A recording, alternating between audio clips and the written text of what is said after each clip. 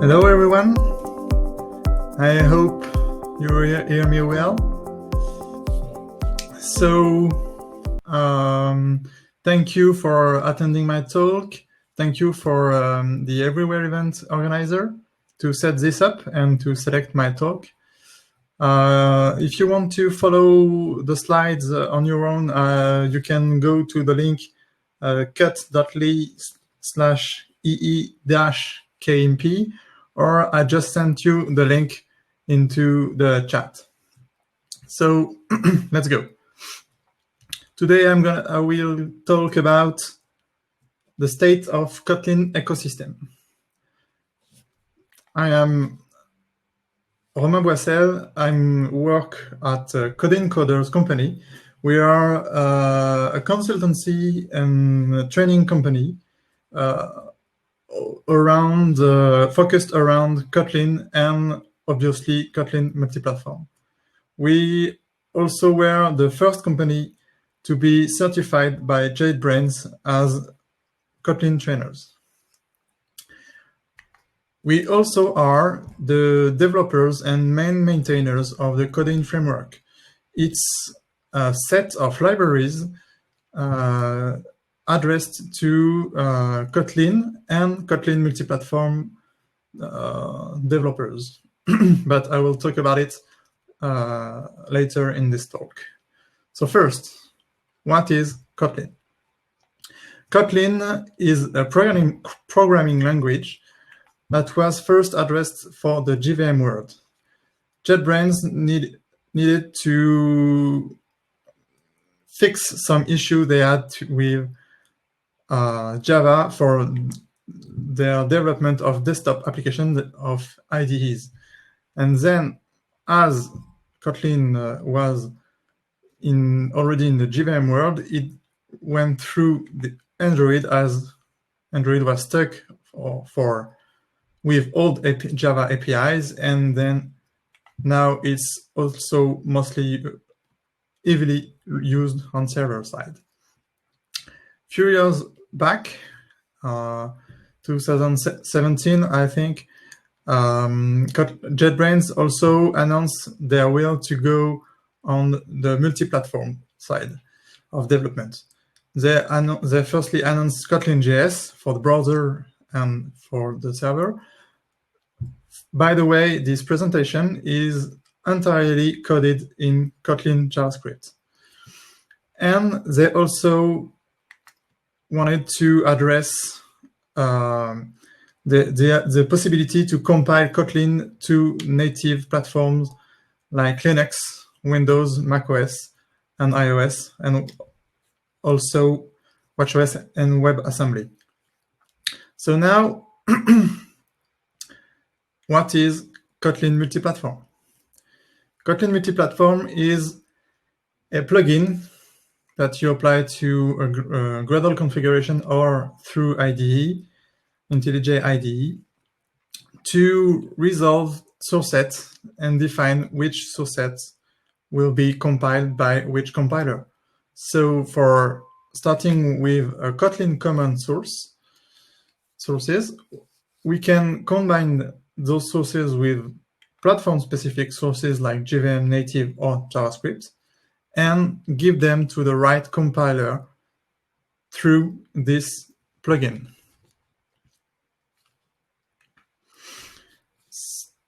Another trendy acronym around Kotlin is KMM.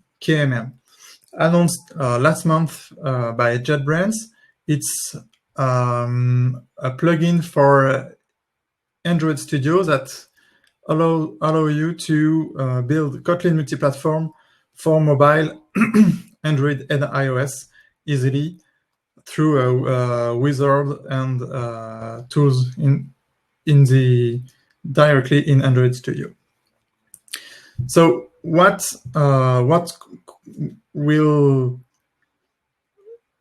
starting with common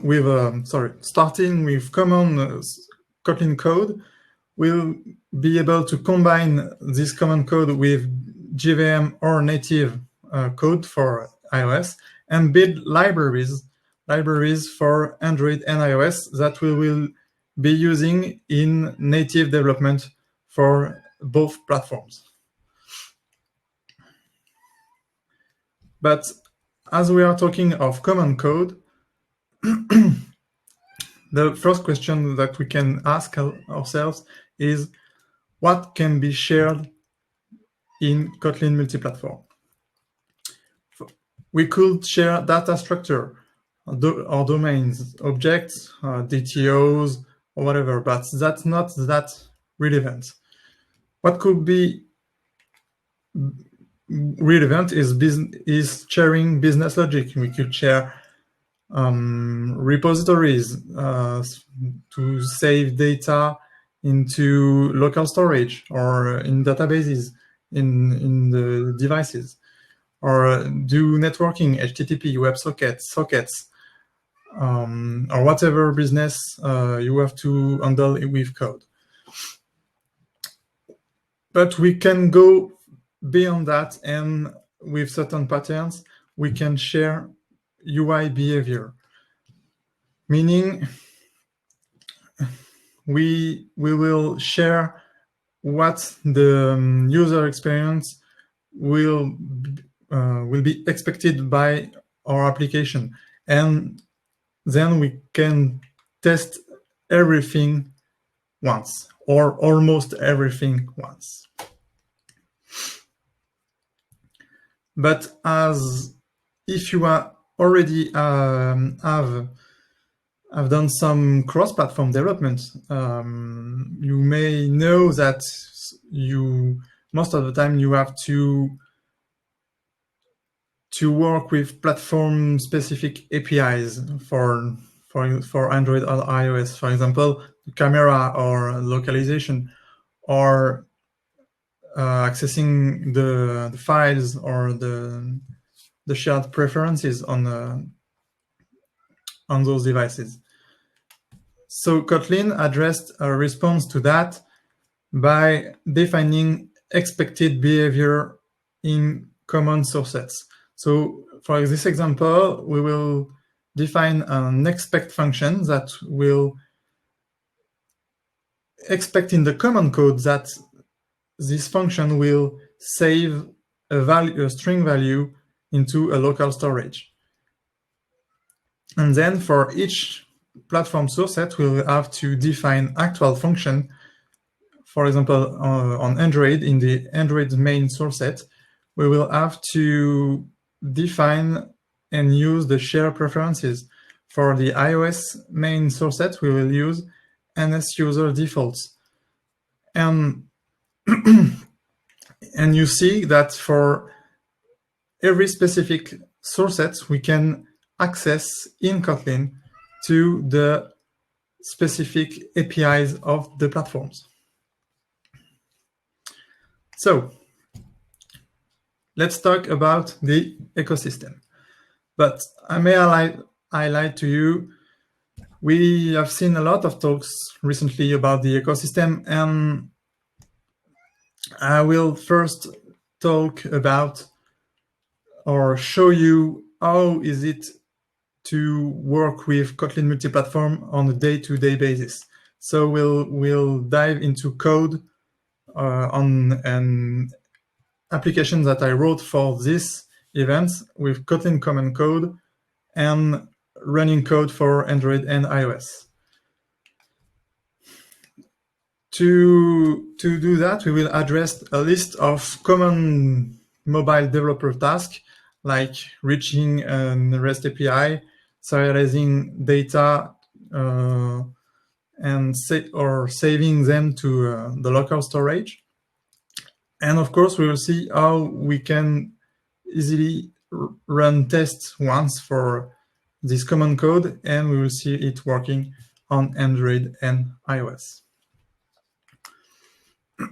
The use case, we will use a simple API that generates random users, obviously, that return a JSON with a list of generated users, like that. So demo time. Why not? Shit's happened. So let's go into our favorite IDE for Kotlin developers, IntelliJ IDE. Here I have built an everywhere events app that has three main directories: the shared code. So this is a common code for the Kotlin common code, an iOS app, and an Android app. Let's start with our shared code. As I said earlier, it's built with a Gradle plugin. So we use the plugin Kotlin Multiplatform that will allow you to address some configuration to build and target Kotlin code, and target multiple platforms like Android and iOS in this case. Then we will have to define what dependencies will be used by our different source sets. So our common code will be the one that define the most of dependencies, as we want to maximize the shared code. For example, we will use Ktor client, that is a library, a set of library developed by JetBrains to manage networking in Kotlin and Kotlin Multiplatform. We will use Kotlinx serialization to transform JSON into objects, Kotlin objects. And we will use Coding DB, so it's a library from our coding framework that is a NoSQL, that provide the NoSQL embedded databases to save data across platforms. So it's available for mobile, but also for desktops.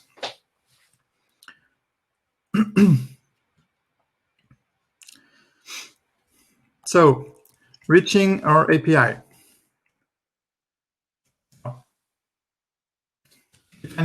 So we will start by defining our domain.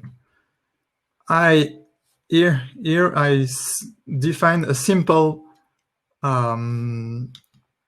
simplification of the JSON that is returned, with less fields to be more readable. So our API return a list of users that has name, login, email, and phones. Every classes that needs to be deserialized from the API is annotated with serializable. And that's it. It's all done at compile time. So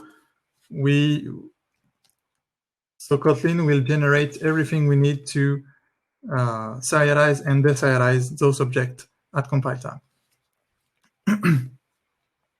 I also define a user entity that will be used to store our user in the coding database. We could also have defined different way to save or use our user data class in order to use only one object from the API to the UI. Now, the API usage. First of all, the API usage, we just need an HTTP client to call our API to make a GET on an URL. Here I will ask for 100 user generation, and I'll get directly a list of users deserialized by Ktor and Kotlinx serialization, because I will have defined and feature or install a feature on my clients that use the Kotlin initializer, and that will refer to the compiled serializer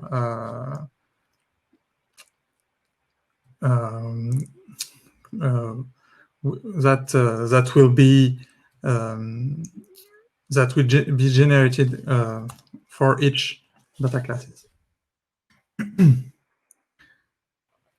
I also have defined a user repository. So when I fetch users from the API, I want my application to store them into databases. So my user repository needs an app database, sorry. So a database that will be used to just put the user or retrieve them if needed. Here we also have defined a reactive way to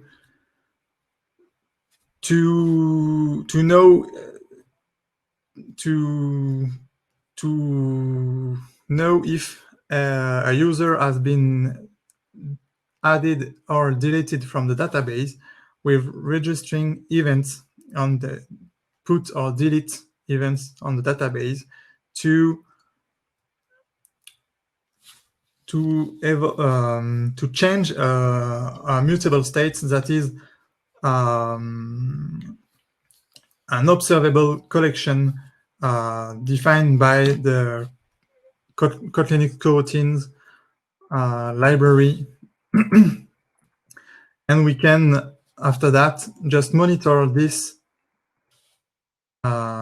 state flow to be notified and display to the screen if the database has changes on the user entity.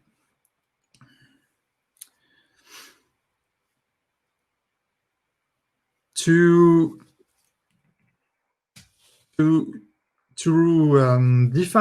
write our data on multi-platform, we need to write files on the devices, and there is a differences between accessing a local storage for Android and for iOS. So in that case, I have defined an expect function that will be returning a string, so that will be returning the path of the local storage of the application regarding a platform context. Truly, this platform context is only needed for Android, as the implementation on iOS doesn't need the application context. So if I go to my source set Android main, I will have the actual implementation of the platform class that take an application, and my implementation of my get application file directory path function that will access the context application and the absolute path of the application. As well as for iOS main, I will have the use of platform-specific APIs from the iOS SDK, that is Foundation, to retrieve the current directory of my application.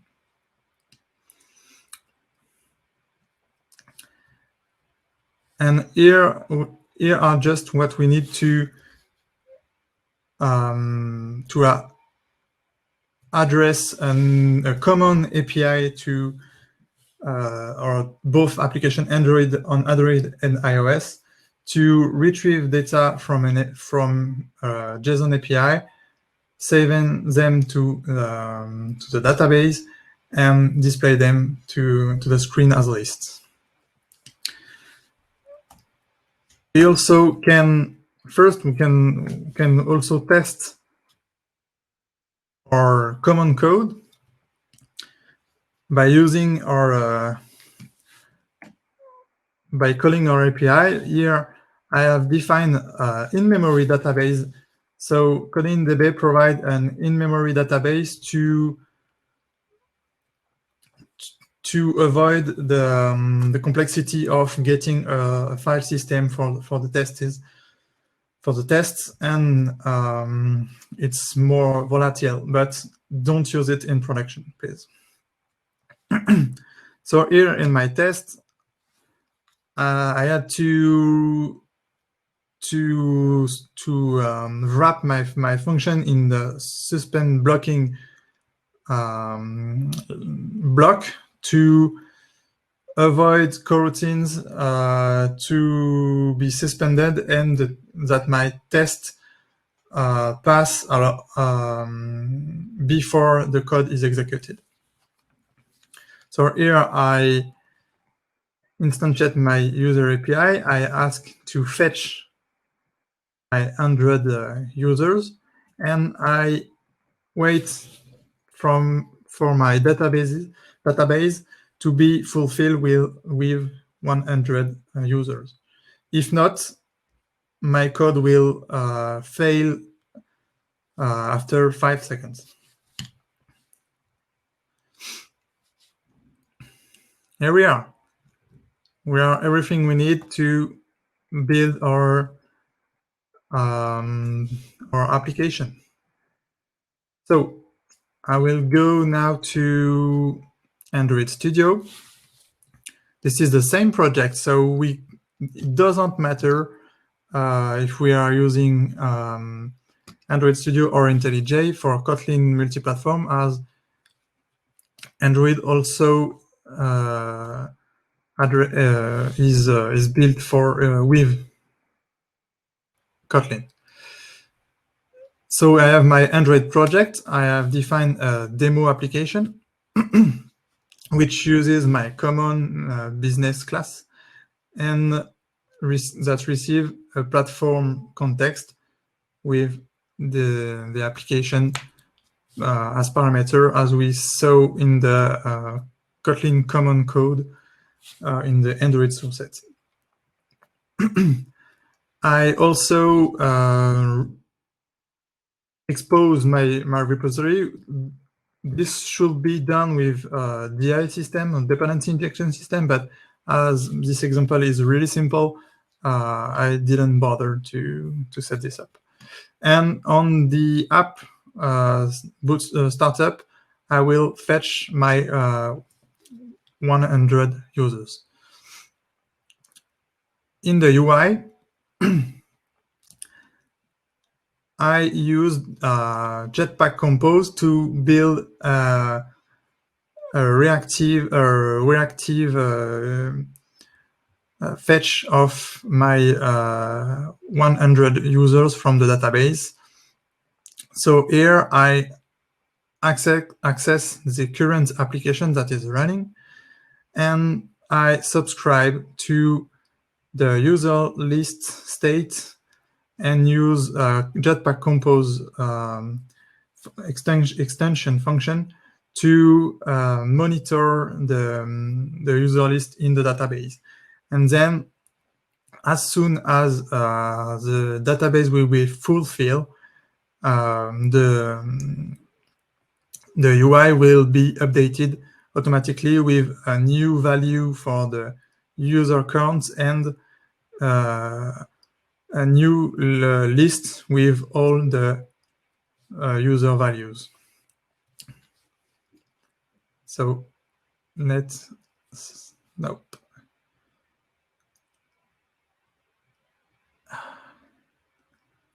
run this. Hope this will work. Okay. So here we are. Just have my 100 users to a list. Let's move to the iOS application. There is a Gradle task for that. In the common shared code, shared module, we have a Gradle task to address an iOS framework that will be used in our Xcode or AppCode configuration to build our iOS application. So I will run this while I'm showing you the code. So here a simple iOS application. As for my Android application, I define my common business and instantiate it. And I fetch my 100 users. And here I had to define the size because Swift doesn't know anything about the default parameter in Kotlin. And one thing that is different from Swift is that it cannot subscribe to state flow as we saw in the Kotlin in the Android application. So here we cannot subscribe to this with Swift. So I had to build a user view model that published a user list, and that is built on top of that is using the user repository to fetch all the users. And once, so this is a suspending function from the coroutine that can be executed in Swift. And once the code is complete, if the user list is fulfilled, we will update our own user list that will be observed by our Swift UI view. So here I built the same view as for Android. So I subscribe to my own view model here, and as soon as the screen appears, I fetch my user from the database, and there will be displayed on the screen as a list as well. So let's run this application. If my pax4x code is okay, and here we are, the same application on both with a lot of shared code.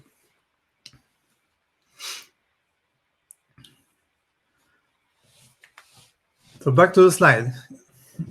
If you want to see this code, I put it on GitHub. You can go to this link to see it. Of course, this example is really simple. It just shows how Kotlin Multiplatform works and how we can share easily some of our code. But for a real case application, we will need to use architecture, and for that, I advise you to watch the replay of the Solomon talk of this morning about multi-platform Bitcoin node with Fabrice. Okay. So the ecosystem. If you do Kotlin multi-platform application, you will heavily use JetBrains official libraries. Kotlin standard libraries that provides a lot of primitives, object function, functional programming APIs, collection, etc., etc. Ktor client is the way to go for networking in Kotlin multiplatform for HTTP sockets, WebSockets. If you need to store data in a proper way in a local storage, or if you need to serialize and deserialize API data in JSON, CBOR, or protobuf, you will use Kotlin serialization. Kotlin coroutines will help you define suspendable work and furthermore asynchronous work without doing multi-threading. And the new kid in town, it's Kotlin date and time. We waited a long time for this. It's a date and time API for Kotlin Multiplatform. It's still young, but it will be very useful in the near future. And also, community is awesome. There is a lot of libraries, and the last year have been so exciting about the Kotlin multi-platform ecosystem. There is a lot of libraries. Just put a few here. There is also a lot of good examples. John O'Reilly has some repositories that are really interesting and puts a lot. He puts a lot of efforts on Kotlin multi-platform for the mobile and also for the desktop. And there is a KMP kit that is a template of a bootstrap project if you want to start with Kotlin multi-platform. That is provided by our friend at TouchLab. But our favorite library or set of library is the Codeine framework. We are maintaining a set of library to empower the use of Kotlin multi-platform for every targeted platform by Kotlin. So we have today a bunch of libraries. We have a dependency injection system. We have an NoSQL embedded database that we just used in our example previously. And we have a logging system that is a front end for existing logging libraries like SS4J, for example. And we are working on more libraries to come. So where to go next? One way, you can go to the new KMM portal developed by JetBrains to help developers find their way in the Kotlin multi-platform ecosystem. There is article, tutorials, testimonies. You should definitely, and obviously, good and helpful docs. You should check this out. And if you need some help, you still can contact us. Thank you. I hope you enjoyed the talk. And now I will monitor the chat if you have a question.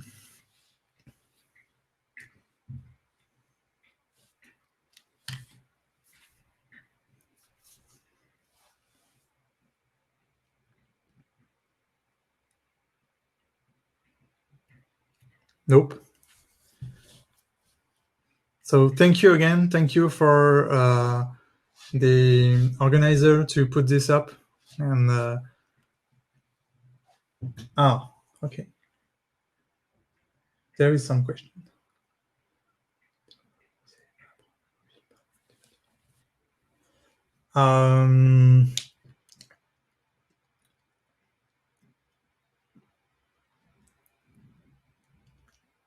Today, so the question is, should we start mobile development by multi-platform development? I guess this is the question.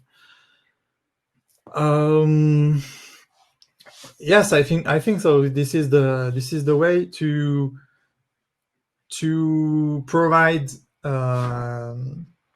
application for both markets. If you are targeting only Android or iOS markets, this is nonsense to go on multi-platform. But if you want to target both market, that's the wiser option, I think.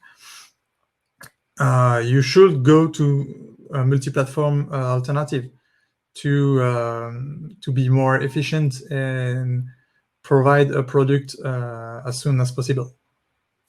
And sharing code is also a good way to provide stable and quality product, as you will write the same code for both, test it once. So if you have a bug, hope not, but if you have some bugs, you will have to fix them once, and it will mainly be the same for every platform.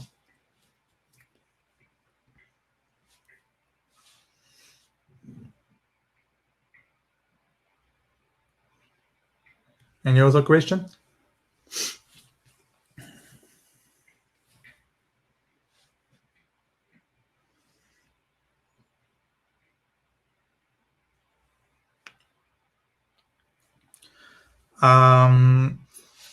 I didn't use Flutter, but I'm personally, I was a backend developer a few years ago, and I wasn't interested by mobile development until Kotlin Multiplatform, because I didn't felt comfortable by sharing UI, for example.